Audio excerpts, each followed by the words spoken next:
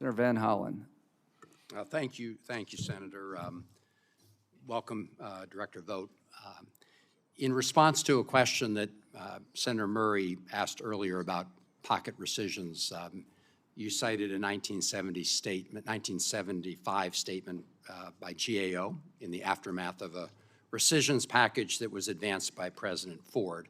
I think it's important to point out for the record that in the aftermath of the Supreme Court decision in Clinton versus New York, which, as you know, was a line item veto case, where the court said, quote, "There's no provision in the Constitution that authorizes the president to enact, amend, or repeal statutes," unquote. The GAO found that in the absence of congressional action, a rescission proposal would remain just that, a proposal.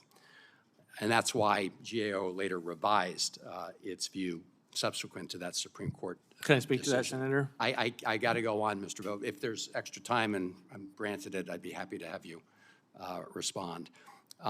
Would you agree that federal agencies are required to follow the law, including the appropriations law, as Senator Collins referenced? Yes, I also believe that the president has the ability to run every program as efficiently as possible. And what's interesting about what GAO has said, GAO has changed its view with regard to pocket rescissions. They change their view every administration. What Congress did not do in the aftermath of the legislative veto being struck down is they did not, in fact, change the Impoundment Control Act. Congress has never, knowing this was an issue, has never changed the law. As I said at the end of my time, if you're given additional time by my colleagues, I'm happy to have you expound on that. But I think what GAO was saying was that the Supreme Court decision in the language I quoted essentially filled the gap in the Impoundment Control Act by making that clear separation of powers argument.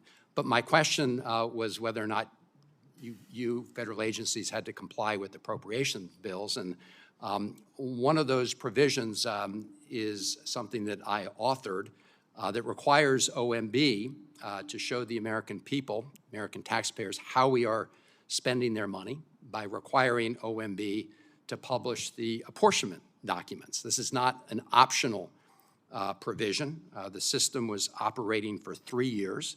The language is clear. It says OMB shall operate the system, not may, not when it feels like. So, Mr. Vought, why did you terminate the system given the fact that this is the law of the land? The administration thinks it's unconstitutional, that it gets to the deliberative process and pre-decisional information, the extent to which when a president using his tools at OMB is managing taxpayer money, and many of these are not final agency decisions, the extent to which that is being forced to be reported on a website, our administration believes that that's unconstitutional. Oh, do you have a legal opinion expressing that view? We certainly have transmitted from the Department of Justice the views as it pertains to this. Our general counsel has articulated our grounds for this opinion. Mr. Vought, I think given the fact that it's a congressional provision that was put in there by law, it was also enacted, signed by previous presidents, it is the law of the land.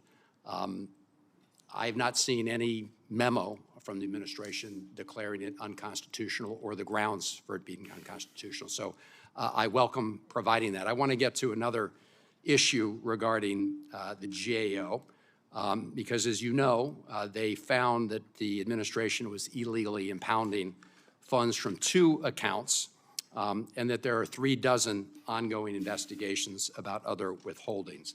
I've heard what you had to say about GAO.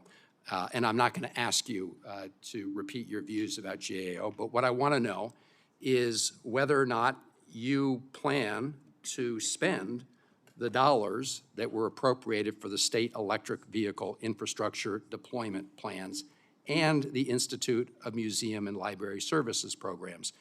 Simple question. Are you planning to spend those monies as required? You know, it's interesting thing about GAO is they never had an issue with regard to President Biden not withholding funds with regard to the border Mr. wall. Vought, I just they asked change you a their question. position constantly. Are you planning to spend the funds? We're going through a programmatic review. We will look at our options under the law with regard to that funding. Each set of funding is different, as you know, and we will be continuing to evaluate that program. The GAO is improperly calling programmatic review impoundments.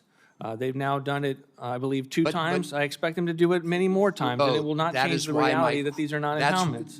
That's why you're answering a different question, right? I didn't ask you to comment on the GAO rationale. I happen to agree with their rationale. You disagree. I asked you a much more simple question.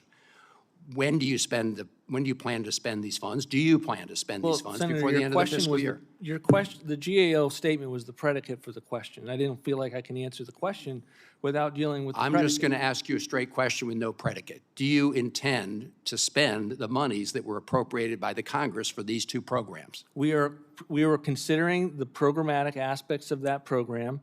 We know that we have options under the law, including a potential rescissions bill. We have a lot of different things that we can look forward to with regard to how we might approach those fundings, various statutory ideas, and we will take a look at all of the tools that are on the table for the purposes of those funds. But we're not ready here to say that we are done with our programmatic review, and GAO, quite frankly, is improper to continue to call it an impoundment. Well, we have a difference of opinion on that, but my question again was this issue about spending the money, and Madam Chair, I appreciate that, and I'm going to follow up with you directly because I know you asked questions about whether or not the administration was required to apply appropriations law, which I think we both agree it is, and we obviously have a difference of opinion here, so I look forward to following up with you. Thank you. Senator